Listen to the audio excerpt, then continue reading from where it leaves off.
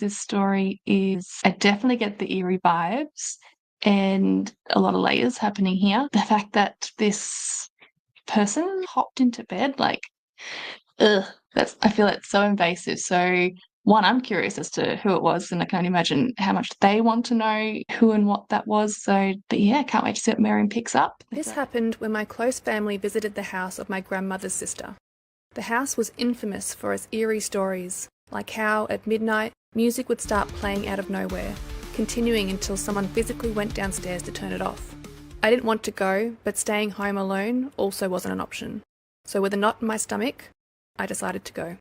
The first 2 nights were uneventful, but the house itself was suffocatingly creepy. No matter where I went, it always felt like someone's eyes were fixed on me. I chalked it up to nerves, convincing myself I was overthinking. But on the last night, something happened that I can never forget. I decided to sleep early to catch the morning ferry. I was sharing a room with 2 of my uncles and an aunt, while my parents and grandmother slept in a separate room. It was already cramped, and with their loud snoring, sleep seemed impossible. By 11 p.m, I was still wide awake. My mum's cousin, who had gone to a party earlier that evening, was supposed to return around midnight. I texted her, asking her to bring food, but she didn't reply. So I stayed up, hoping she'd show up soon. I must have drifted off because I suddenly woke up to the sound of footsteps in the hallway. They were slow, deliberate, and grew louder as they approached the room. The door creaked open. My heart pounded in the silence as a figure stood in the doorway, unmoving. In the faint moonlight spilling through the window, I could make out a dark silhouette. I froze, clutching my blanket, until the figure finally stepped inside and walked toward me. It was my mum's cousin, or at least I thought it was. She was wearing a dark nightgown, her long hair cascading over her shoulders. Without a word, she slipped into the small space beside me. I whispered, "Why are you sleeping here? It's already so cramped." She didn't respond. The weight of her body pressed into the bed and I could feel the cool strands of her hair brushing against my arm. Something about her silence made my skin crawl, but I convinced myself she was just tired, or maybe drunk from the party. I scooted over carefully, not wanting to accidentally bump her face since she'd just gotten a nose job. The room felt impossibly still as I lay there, eyes wide open, listening to the rhythmic breathing of my relatives around me. Somehow I eventually fell asleep. The next morning, I woke up to my mum shaking me.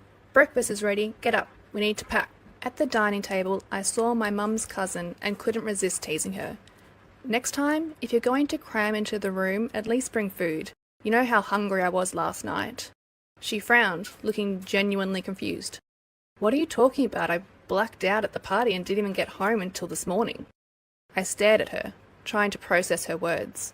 "Stop messing with me. You were literally in our room. You slept beside me." Her face paled. "I wasn't there," she said, her voice low. A cold dread spread through me. I turned to the rest of my family, desperate for answers. Everyone swore they stayed in their own rooms all night. My uncles and aunt had still been fast asleep when I woke up. Feeling nauseous, I went back to the bedroom to pack my things.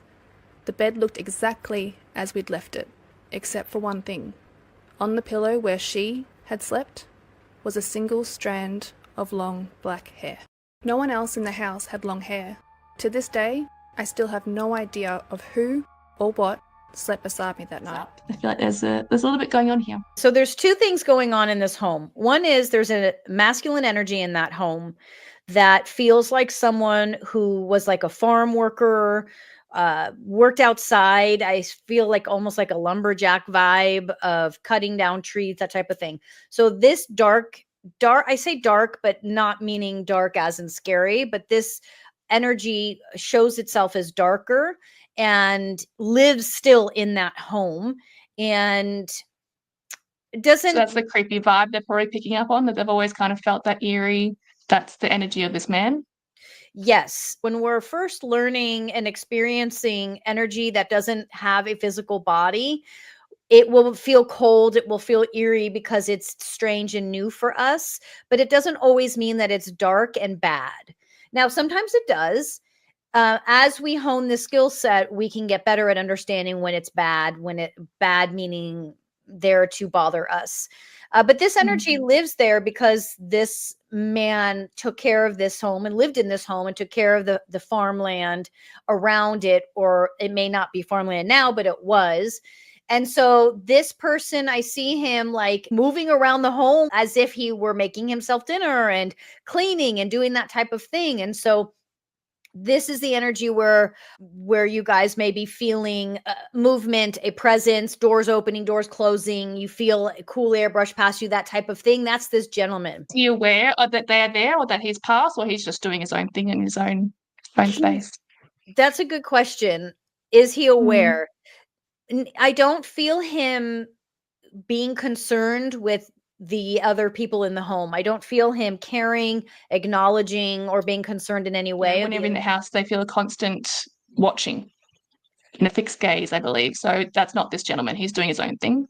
Correct. This gentleman is if you are experiencing things moving, doors closing, lights on and off, music, that type of thing, that is this gentleman. The fixed gaze feels like a female who wears or is being shown as like a female with a white gown.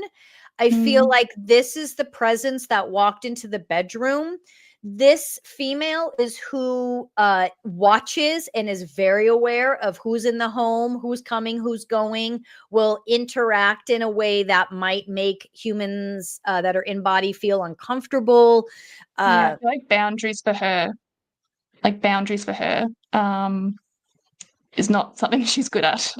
Very, and I can feel her stillness, and this almost just, if she walked into the room, like if there was birds chirping and she walked into a room, the birds would just stop chirping. Like there's a stillness and silence to her. I agree. I feel that same thing. This is who walked in the room. There's a similar look and feel to the cousin, which is why they immediately put the two together. And we will do that when we're scared. We will, connect it to someone we know to make us feel safer. I don't know if this is a husband and wife situation, because they are not interacting, but yet they are not repelling each other. So it could be that they were husband, wife, but they weren't very close. They didn't talk a lot. And so that's playing out now. I kind of feel like there's like almost an agreement.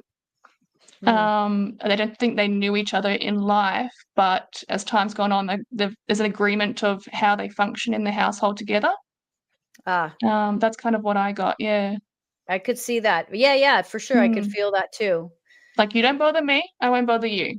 Exactly. I don't feel any other energies in that home other than those two that are very big and very much taking over the space. So why do you think she did this? It's very invasive. It is, but she sees it as invasive that they're coming into her home. So she's not, this is her home. To her, this is her home.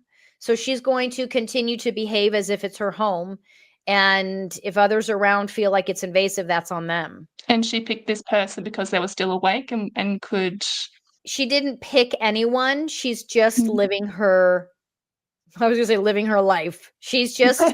living her afterlife. She's living her afterlife. She's just expressing herself, and whoever happens to be there is there. It is not a personal choice. She didn't personally choose them. And there's no malice or anything. It's just what it was. Right. Sometimes, I guess an example would be as if you're in a public restroom and you're in a stall, and if someone else walks in, not to your stall, but walks into the bathroom, they're not walking in to invade your space. They're walking in to go to the bathroom. So we don't personalize that. We don't think, what are they doing in here? I'm in here. When you have spirits live in a home, sometimes, as in this case, these spirits are just living out there, like you said, living out their afterlife. So don't make it about you. Is it scary? Nothing personal. Right. Is it scary?